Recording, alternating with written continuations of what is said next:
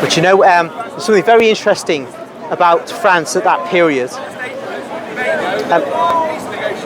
God will still focus on his Catholic nations at great moments in history. Like, there's a nun, you may have heard of, St. Margaret Mary Alacoque.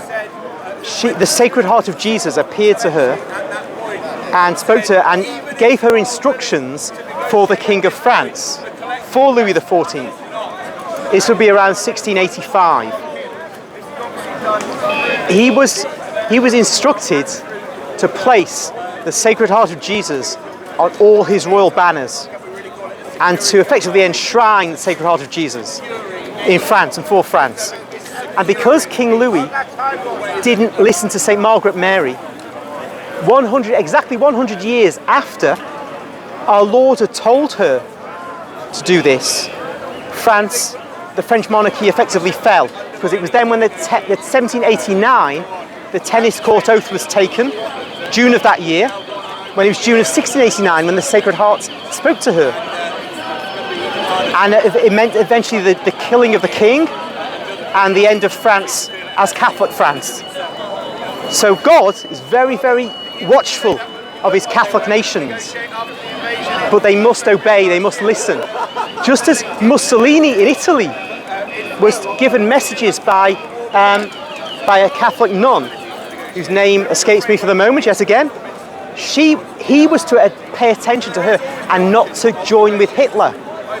He was to keep away from that man. And yet he didn't. He went into alliance with him. And Italy suffered a catastrophe. But again, if they'd listened to what the message was given by this Catholic nun. But of course, in France, in the 15th century, our Blessed Lady, well, St. Margaret actually, and the Archangel St. Michael, I think, spoke to St. Joan of Arc, a little village girl, and said, say XYZ to the King of France, to the Dauphin, who was the uncrowned King of France. Tell him to do this, this and this. And fortunately, the King of France did follow her, and he was crowned king in Reims, and the English were pushed back. She's a saint.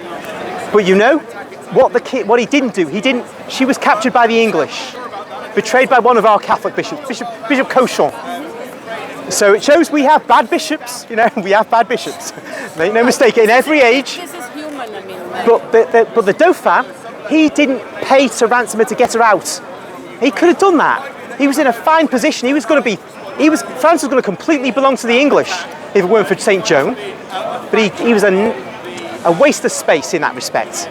But eventually, the English were eventually pushed so they only had Calais, when they had initially, before St. Joan, half of France.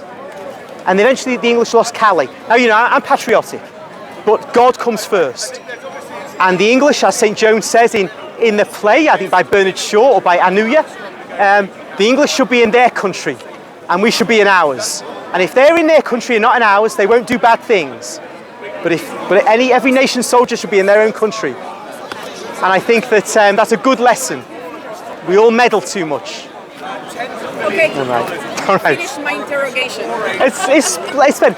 I know you got an accent. You living here permanently, or are you visiting? No, I live here. Yeah, I live. Okay. Well, originally with the accent, are you Spanish, Portuguese? Portugal. Okay. Splendid then. Yeah, splendid. All right. So what's your name? Phil. And you're? Rita. Wonderful. I'll see you later. God bless. God bless, Rita. Bye bye.